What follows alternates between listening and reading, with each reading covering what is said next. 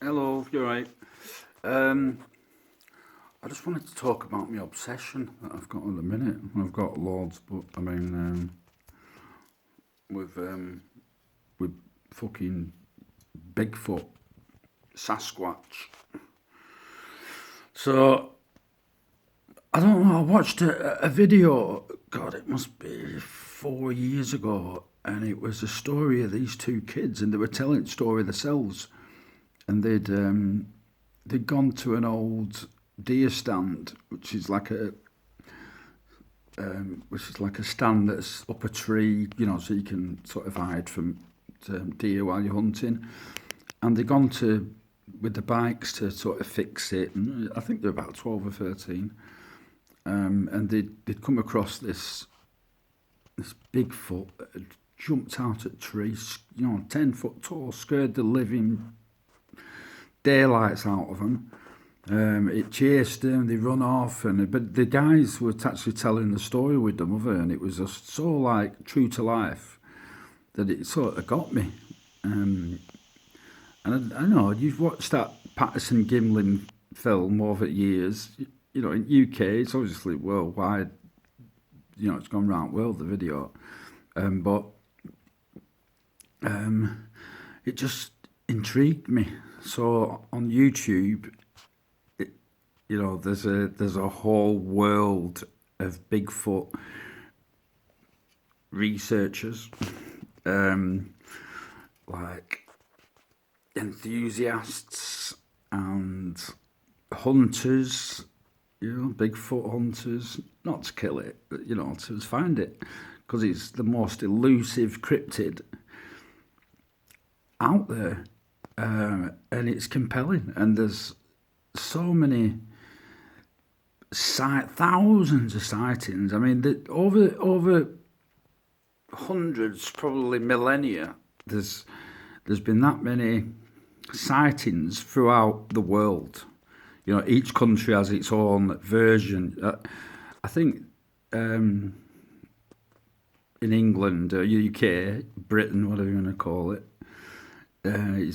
it's the wild man or the forest giant. But it leads you into a whole realm of other things. Like, again, here we have will-o'-wisp,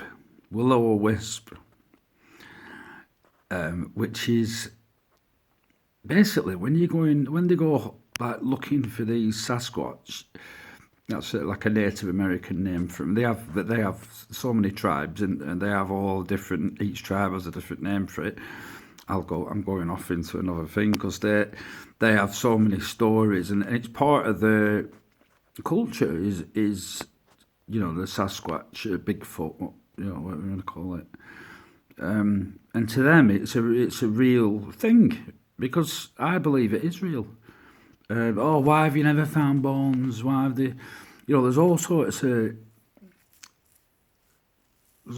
theories. There's the alien connection.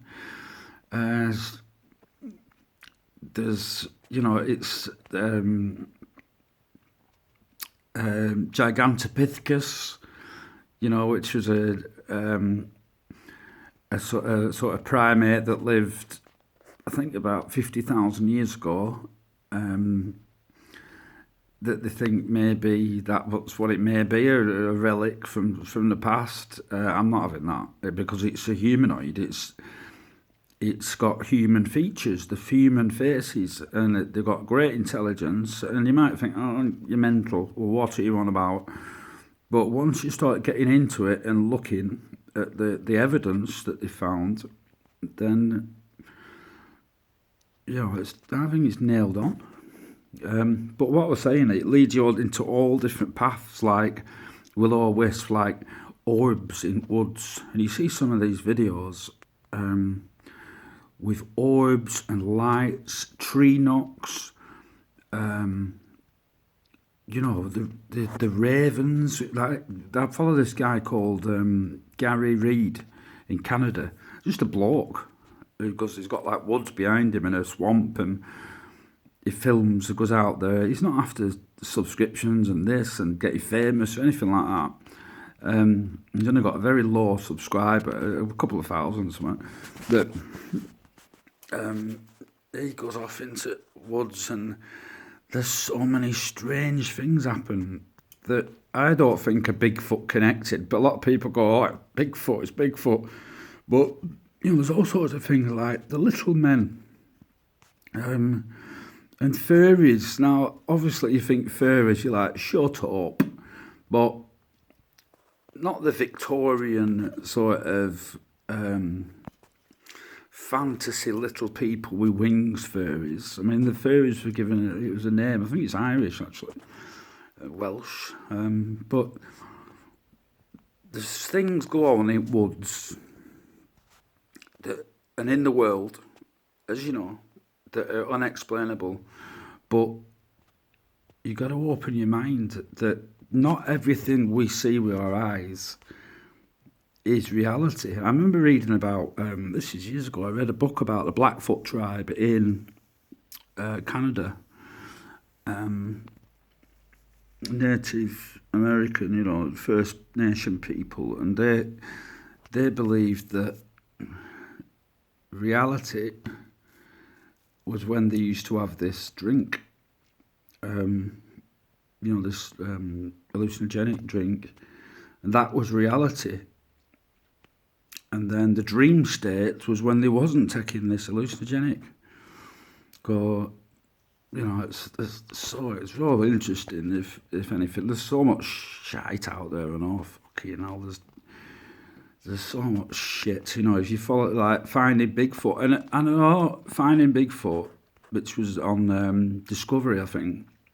I might be wrong, or Animal Channel in America, something like that. But Finding Bigfoot was crap, you know what I mean? But that was another program that led me into investigating, about this subject myself. So, in English, people say in England, in Britain, should I say, in the British Isles, who have had experiences with certain cryptids. There's the dog man, Bigfoot, there's so many, the Mothman, these lizard things, whatever. But the dog man, there's one with land between the lakes, I think in North America, it was in USA, with this dog man in the 80s that attacked these two a lad and a girl in a caravan, and mental, ripped and spits, as if you believe it. But from the statements and the police and everything else, the people who they spoke to, people on the deathbeds who years later tell you what they saw, I just find it mega interesting. But every day I watch it, no matter what, I've got to watch stuff about Bigfoot, like, following various people. I follow Thinker Thunker, which is a guy who debunks Bigfoot videos and evidence and audio recordings, and sort of follows what's the truth and not truth, and he's found some brilliant things. He looks at it in a scientific way, very clever bloke. So yeah, and there's a lot of channels that read stories out and stuff like that. So I was thinking, if anybody's got a cryptid Bigfoot story that they wanna send me, and I'll read them out, from the UK or from America or from anywhere, send it me and we'll start reading them out. Very interesting. So leave that one there. It's been I've had a crap day. I'm not going to go into detail, but things are not great at the minute. But anyway, Bigfoot. Get on it.